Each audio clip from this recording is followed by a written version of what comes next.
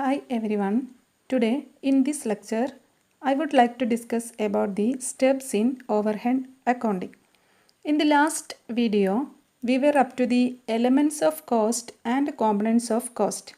So guys, നമുക്കറിയാം overheads എന്ന് പറഞ്ഞു കഴിഞ്ഞാൽ aggregate or total of all indirect charges ആണ്. That is indirect material plus indirect labor plus indirect expenses. അതുകൊണ്ട് തന്നെ അത് ഡിഫറെൻറ്റ് കോസ്റ്റ് സെൻറ്ററിൽ സ്പ്രെഡായിട്ട് കിടക്കുകയാണ്. ഓവർഹെഡ്സ് ഡിഫറെൻറ്റ് കോസ്റ്റ് സെൻറ്ററിൽ സ്പ്രെഡായിട്ട് കിടക്കുകയാണ്. ഈ ഓവർഹെഡ്സിനെ നമുക്ക് നേരിട്ടൊരു കോസ്റ്റ് യൂണിറ്റിലേക്കോ അല്ലെങ്കിൽ ജോബിലേക്കോ ചാർജ് ചെയ്യാൻ സാധിക്കില്ല. So true cost of production നമുക്ക് ലഭിക്കണമെങ്കിൽ പ്രൈം കോസ്റ്റിൻ്റെ കൂടെ ഈ ഓവർഹെഡ്സിനെ ആഡ് ചെയ്യണം. സോ അങ്ങനെ പ്രൈം കോസ്റ്റിൻ്റെ കൂടെ ഓവർഹെഡ്സിനെ ആഡ് ചെയ്യുന്നതിന് മുന്നോടിയായിട്ട് നമ്മൾ എടുക്കേണ്ട certain സ്റ്റെപ്സ് ആണ് സ്റ്റെപ്സ് ഇൻ ഓവർഹെഡ് അക്കൗണ്ടിൽ പറയാൻ പോകുന്നത്. ഓക്കെ, ഇത് നന്നായി മനസ്സിലാക്കേണ്ട ഒരു ഭാഗമാണ്. തിയറി പാർട്ടിന് വളരെ ഇമ്പോർട്ടൻസ് ഉള്ള ഒരു ഭാഗമാണിത്. So mainly there R 5 steps in the overhead accounting. That is first one is classification of overheads, second one is collection and codification of overheads, third one is allocation and apportionment of overheads. These are known as primary distribution. And next one is reapportionment of overheads. That is the secondary distribution. Then last step is absorption of overheads. So these are the 5 steps in overhead accounting before it is charged to any cost center, that is any cost center or job. So we are moving to the first step, classification of overheads. This is the chart of classification of overheads. That is, classification of overhead is the process of grouping the various overheads based on its common characteristics or features. അതായത് ഒരു particular ഫീച്ചറിൻ്റെ അടിസ്ഥാനത്തിൽ നമ്മൾ different ഓവർഹെഡ്സിനെ different ഗ്രൂപ്പായിട്ട് അല്ലെങ്കിൽ class ആയിട്ട് തരംതിരിക്കുന്നതാണ് എന്തുകൊണ്ട് ഉദ്ദേശിക്കുന്നത്, classification of overheads എന്നുള്ളതുകൊണ്ട് ഉദ്ദേശിക്കുന്നത്. So mainly there are 4 heads under classification of overhead. That is classification according to function, classification according to elements, classification according to behaviour and classification according to controllability. Then classification according to function എന്ന് പറഞ്ഞു കഴിഞ്ഞാൽ ഒരു ഓർഗനൈസേഷനിൽ ഓവർഹെഡിൻ്റെ ഫങ്ഷൻ്റെ അടിസ്ഥാനത്തിൽ അതിനെ നമ്മൾ different types of overheads ആയിട്ട് തിരിച്ചിട്ടുണ്ട്. സോ അക്കോർഡിംഗ് ടു ഫങ്ഷൻ എന്ന് പറയുമ്പോൾ that is the part of prime cost element ആണ്.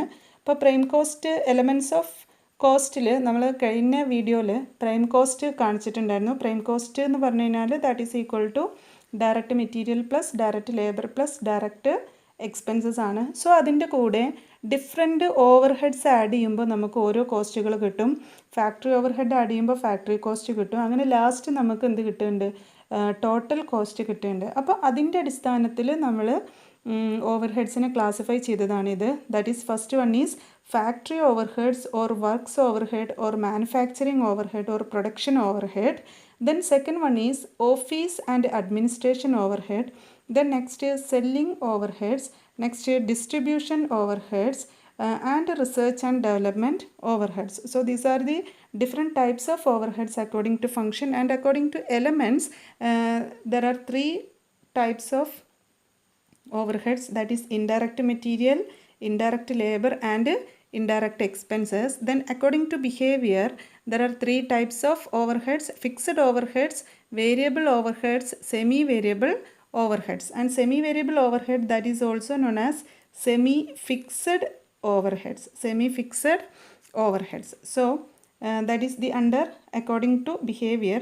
Then according to controllability അനുസരിച്ചിട്ട് 2 ടൈപ്പ് ഓഫ് ഓവർഹെഡ്സ് ആണുള്ളത്. ഒന്ന് കൺട്രോളബിൾ ഓവർഹെഡും ആൻഡ് അൺകൺട്രോളബിൾ ഓവർഹെഡും. Controllable overheads are also known as, that is it involves variable overheads and uncontrollable overheads involves fixed overheads.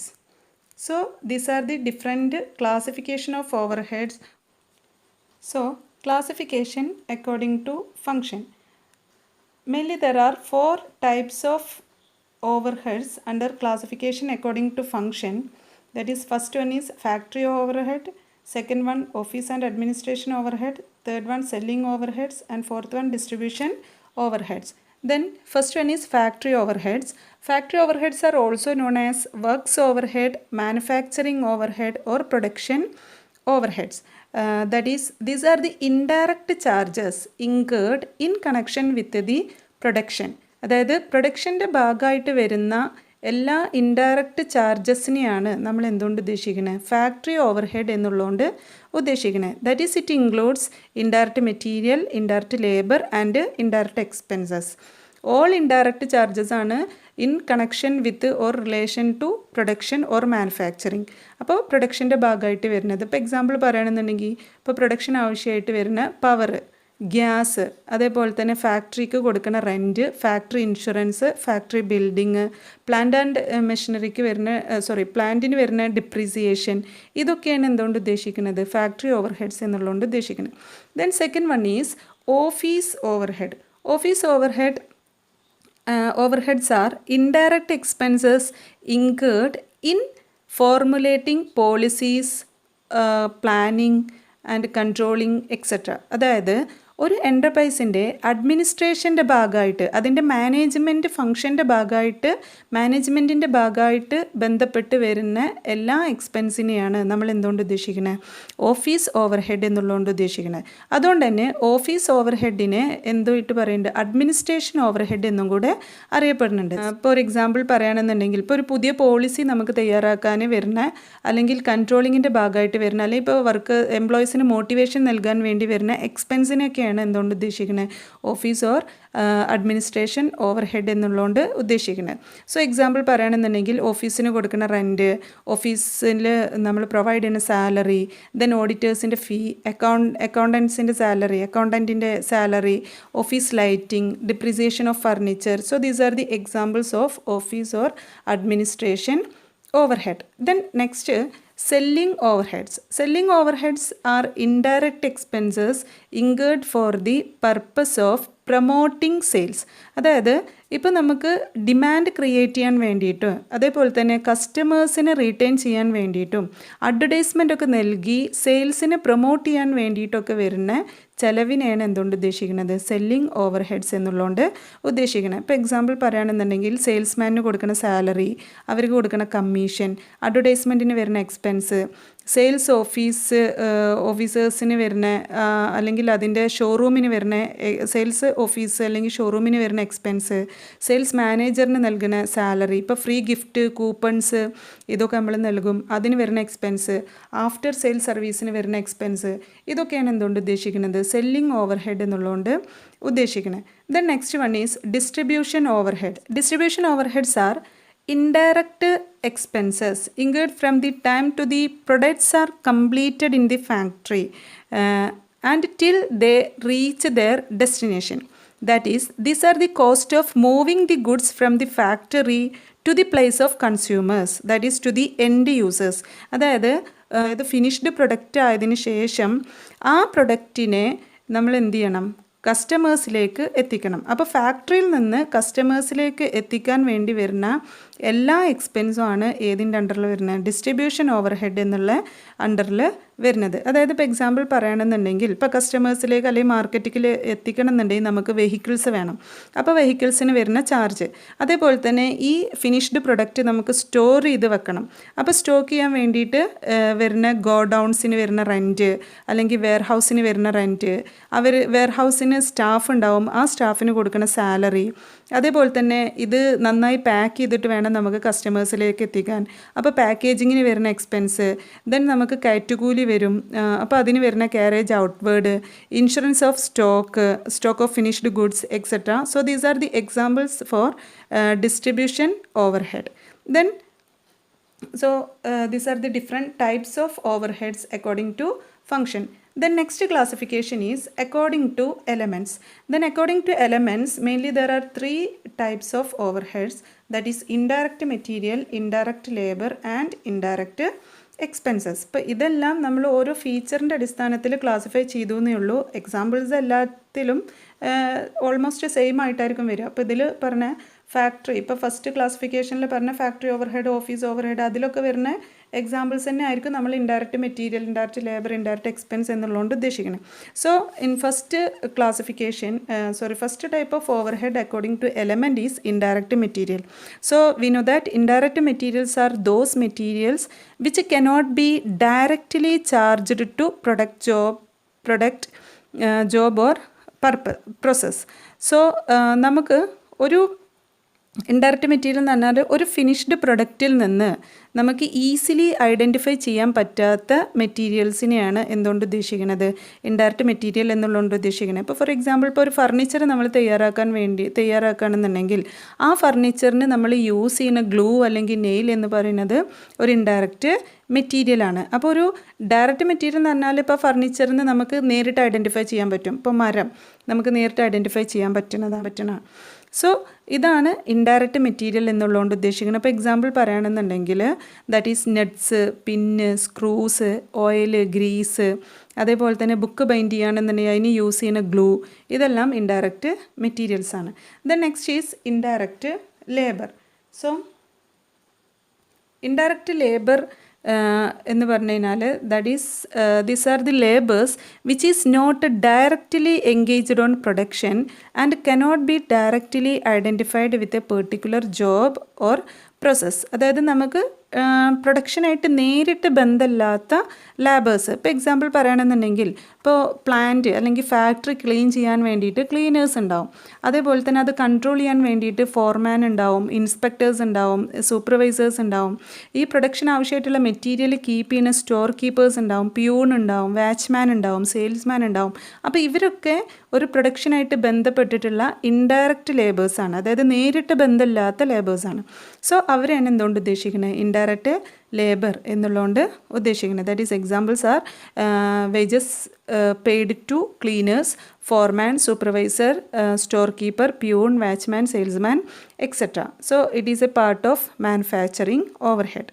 Then next is indirect expenses. So indirect expenses are those expenses which cannot be directly identified with a particular product or job. അതായത് നമുക്ക് നേരിട്ട് identify ചെയ്യാൻ പറ്റും expenses ആണ് indirect expenses എന്ന് പറയുന്നത്. That is it includes indirect cost rather than indirect material or indirect labor.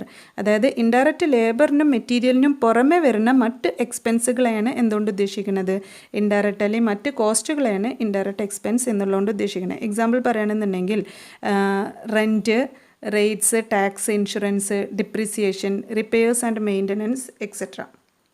Okay. So next classification is according to behavior. Then according to behavior, mainly there are three types of overheads. First one is fixed overhead, second one is variable overhead, and third one is semi-variable overhead. Then first one is fixed overhead. Fixed overheads are those overheads which do not vary directly with the volume of output. അതായത് fixed overheads are remain constant up to a certain limit. Fixed overhead എന്ന് പറഞ്ഞു കഴിഞ്ഞാൽ ആ ഓവർഹെഡിൻ്റെ expense അല്ലെങ്കിൽ charge, cost എന്ന് പറയുന്നത് എന്തായിരിക്കും, കോൺസ്റ്റൻ്റ് ആയിരിക്കും. അതായത് റിമെയിൻ ഫിക്സഡ് ആയിരിക്കും ഒരു സർട്ടൺ ലെവൽ വരെ മാത്രം. അതായത് അത് നമ്മളുടെ പ്രൊഡക്ഷൻ അനുസരിച്ചിട്ട്, വോളിയം ഓഫ് പ്രൊഡക്ഷൻ അനുസരിച്ചിട്ട് എന്ത് ചെയ്യൂല, വേരി ചെയ്യൂല. This remains fixed for a given range of activity and within a given period of time. അതിൽ main feature is that total fixed overhead remain constant, but fixed overhead per unit എന്തായിരിക്കും, change ചെയ്യും. അതായത് ഒരു limit വരെ fixed overhead എന്താണ്, fixed ആണ്. അതിൻ്റെ cost എന്ന് പറയുന്നത് ഫിക്സഡ് ആണ്, വേരി ചെയ്യൂല. പക്ഷേ ഒരു പെർട്ടിക്കുലർ ലെവൽ കഴിഞ്ഞ് കഴിഞ്ഞാൽ അത് എന്ത് ചെയ്തുകൊണ്ടിരിക്കും, സ്ലൈറ്റ്ലി വേരി ചെയ്തുകൊണ്ടിരിക്കും. Okay. Then next one is variable overhead ആണ്. Variable overheads are those overheads which vary in direct proportion to production. അതായത് പ്രൊഡക്ഷൻ്റെ പ്രൊപ്പോർഷൻ അനുസരിച്ചിട്ട് തന്നെ എക്സ്പെൻസസിൽ മാറ്റം വരുന്നതാണ് എന്തുകൊണ്ട് ഉദ്ദേശിക്കുന്നത്, വേരിയബിൾ ഓവർഹെഡ് എന്നുള്ളതുകൊണ്ട് ഉദ്ദേശിക്കുന്നത്. That is variable overhead will also increase when production increases. That is production increase ചെയ്യുന്നതിനനുസരിച്ച് variable overhead will also increase. When production decreases variable overhead will also decrease. അപ്പോൾ പ്രൊഡക്ഷൻ കൂടുന്നതിനനുസരിച്ച് വേരിയബിൾ ഓവർഹെഡ് എന്ത് ചെയ്യും, increase ചെയ്യും. Production decrease ചെയ്യുന്നതിനനുസരിച്ച് variable overheads decrease ചെയ്യും. Total variable overhead എന്ത് ചെയ്യും, ചേഞ്ച് ചെയ്യും. But variable overhead per unit remain constant. അതാണ് വേരിയബിൾ ഓവർ ഹെഡിൻ്റെ ഒരു മെയിൻ ഫീച്ചർ എന്ന് പറഞ്ഞു കഴിഞ്ഞാൽ. കാരണം പ്രൊഡക്ഷൻ ഇൻക്രീസ് ചെയ്യുന്നതിനനുസരിച്ച് ഓവർ ഹെഡ് ഇൻക്രീസ് ചെയ്യും. അപ്പോൾ അവിടെ പെർ യൂണിറ്റ് എന്ന് പറയുന്നത് കോൺസ്റ്റൻ്റ് ആയിരിക്കും. പക്ഷേ ടോട്ടൽ വേരിയബിൾ ഓവർ ഹെഡ് എന്ത് ചെയ്യും, ചേഞ്ച് ചെയ്തുകൊണ്ടിരിക്കും. എക്സാമ്പിൾ പറയുകയാണെന്നുണ്ടെങ്കിൽ indirect material, indirect labour, power, fuel, over time cost, consumable stores etcetera. Then next is semi variable overhead.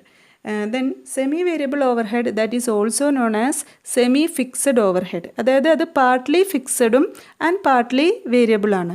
That is those overheads which are neither fully fixed nor fully variable is known as semi variable overhead. അതായത് ഫുള്ളായിട്ട് ഫിക്സഡും അല്ല, എന്നാൽ ഫുള്ളായിട്ട് എന്തല്ല, വേരിയബിളും അല്ല. ഇപ്പോൾ example പറയുകയാണെന്നുണ്ടെങ്കിൽ ഇലക്ട്രിസിറ്റി ചാർജ്, നമുക്കൊരു ഫിക്സഡ് റെൻറ്റ് നമ്മൾ പ്രൊവൈഡ് ചെയ്യണം. പിന്നെ നമ്മൾ എത്ര ഇലക്ട്രിസിറ്റി യൂസ് ചെയ്യണോ അതിനനുസരിച്ചിട്ട് നമ്മൾ എന്ത് ചെയ്യും, നമ്മൾ കൺസ്യൂം ചെയ്യുന്നതിനനുസരിച്ച് നമ്മൾ ചാർജ് പ്രൊവൈഡ് ചെയ്യാൻ വേണം. അതേപോലെ തന്നെ telephone charge.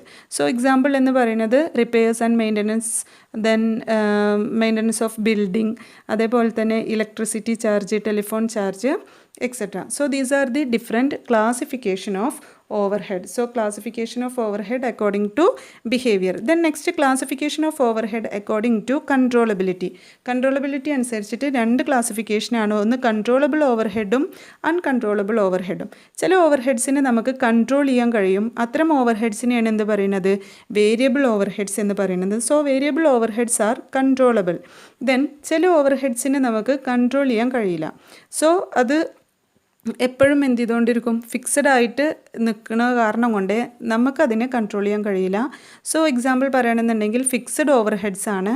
So fixed overheads are uncontrollable overheads. So these are the different classification of overheads. That is the first step, overhead accounting. So എല്ലാവർക്കും മനസ്സിലായി എന്ന് വിചാരിക്കുന്നു. Thank you.